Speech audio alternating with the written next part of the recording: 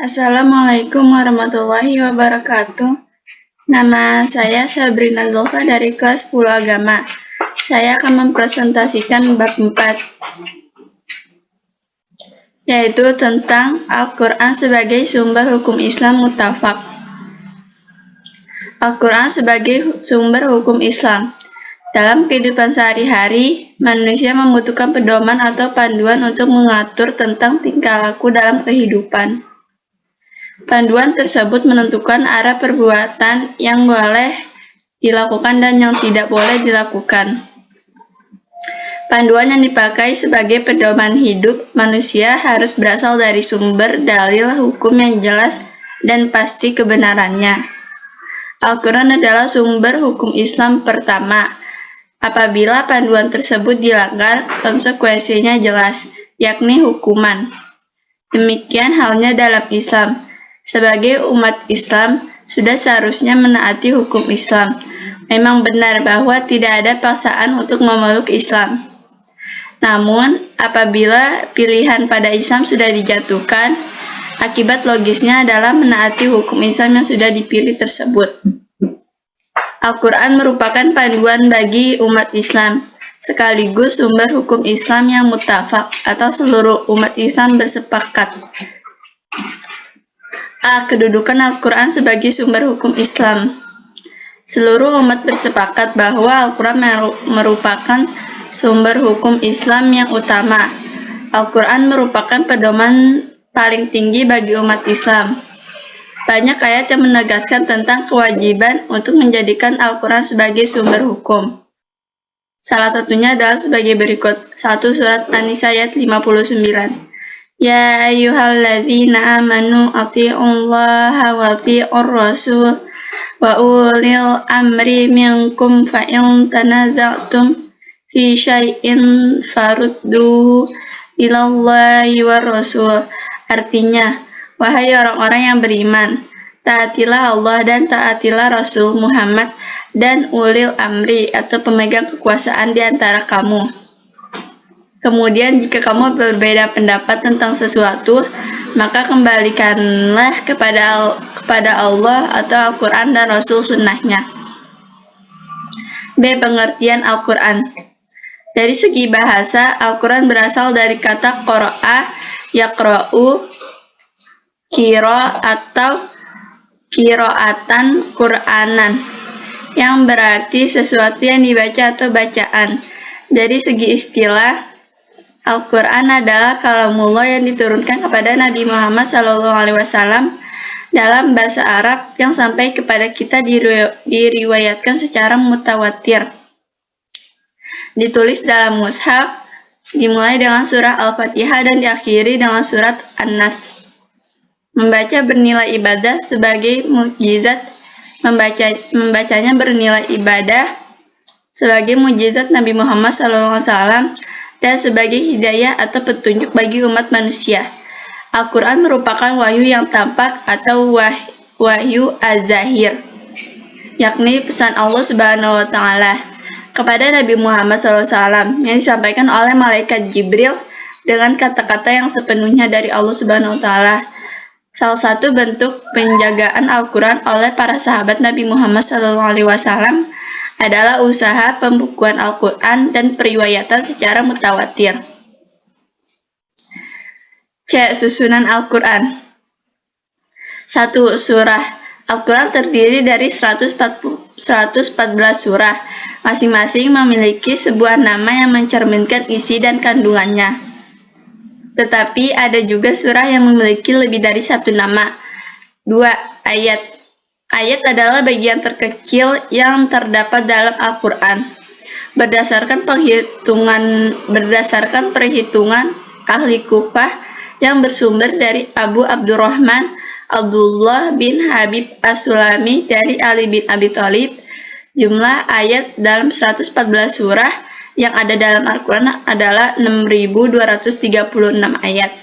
Penggolongan Al-Quran berdasarkan jumlah ayat terbagi menjadi 4 bagian berikut ini. A. As-Sab'u At-Tiwal atau 7 surah yang panjang. B. Al-Mi'un 100 ayat lebih. C. Al-Masani kurang sedikit dari 100 ayat. D. Al-Mufassal, surah-surah singkat. 3. Juz. Kitab suci Al-Quran terbagi menjadi 30 juz yang berdekatan agar mudah dibaca dalam 1 bulan penuh. Pembagian ini dilakukan sesuai dengan perintah Rasulullah Shallallahu Alaihi Wasallam. 4. Hizb. Hizb terdiri dari setengah juz. Setiap hizb dibagi lagi menjadi 4 bagian yang disebut dengan seperempat hizb. 5. Ruku. Ruku adalah kumpulan beberapa ayat yang sebaiknya dibaca dalam 1 rakaat sholat. Ruku ditandai dengan huruf ain yang diletakkan di pinggir kiri atau kanan mushaf. 6. Manzil. Manzil adalah pembagian Al-Quran menjadi 7 bagian yang hampir sama dengan tujuan untuk memudahkan menghatamkan Al-Quran dalam waktu 7 hari. D. Isi pokok kandungan Al-Quran. Hukum-hukum yang terkandung dalam Al-Quran dikelompokkan ke dalam 3 bidang, yaitu akidah, akhlak, dan amaliyah.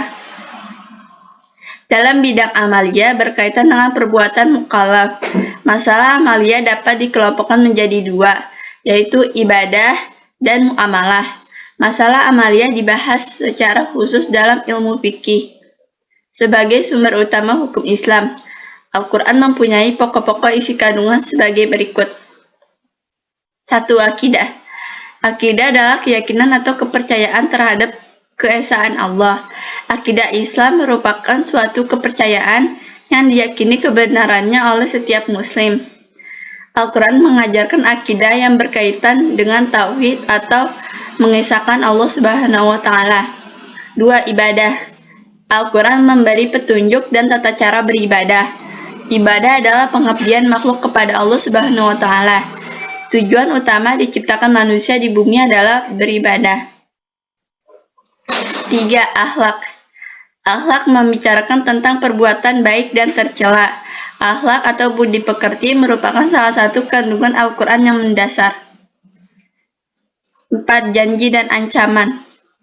Janji yang dimaksudkan di sini adalah janji Allah Subhanahu wa Ta'ala, berupa pahala atau nilai kebaikan dari Allah Subhanahu wa Ta'ala bagi orang yang melakukan amal soleh.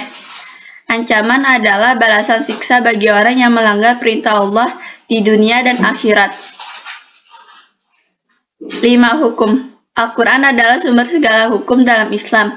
Al-Quran memuat berbagai ketentuan hukum, termasuk ketentuan hukum muamalah dalam hubungan dengan manusia. 6. Kisah-kisah umat terdahulu.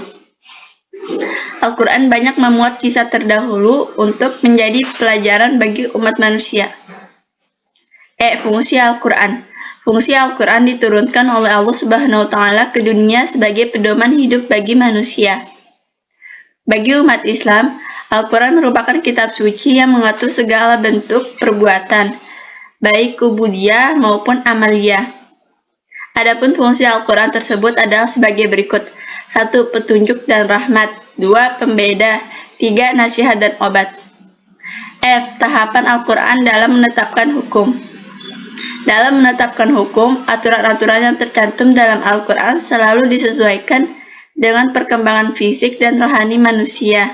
Selain itu, juga disesuaikan dengan kondisi masyarakat atau keadaan sosial. Oleh sebab itu, penetapan hukum dalam Al-Quran berpedoman pada 3 hal berikut. 1. Tidak memberatkan atau tidak menyulitkan. 2. Meringankan beban. 3. Berangsur-angsur dalam menetapkan hukum.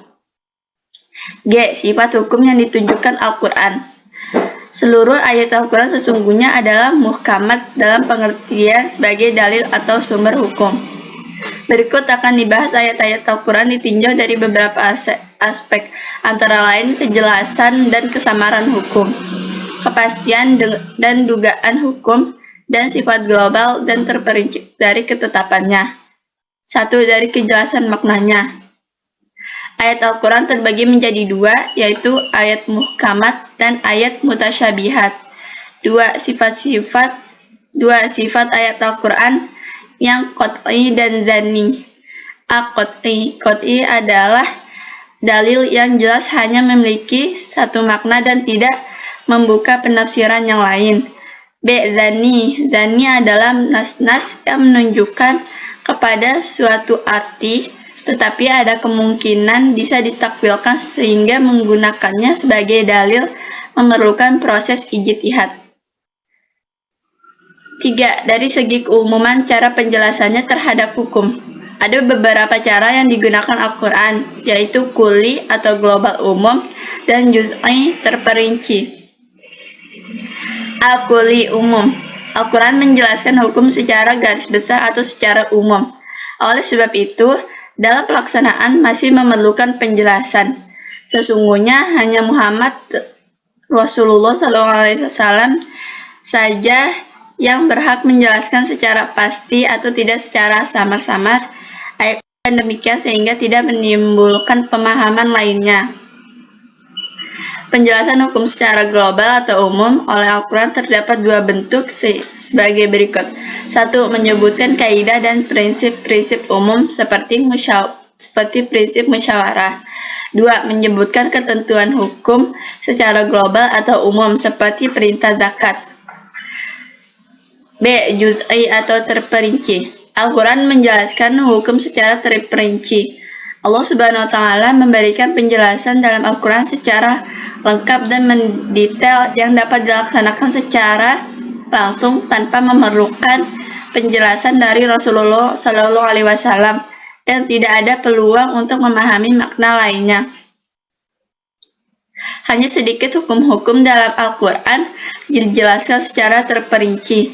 Hal ini mengandung hikmah menjangkau hal-hal baru yang berkembang sehubungan dengan kemajuan budaya yang dihasilkan manusia. Demikian presentasi dari saya. Wassalamualaikum warahmatullahi wabarakatuh.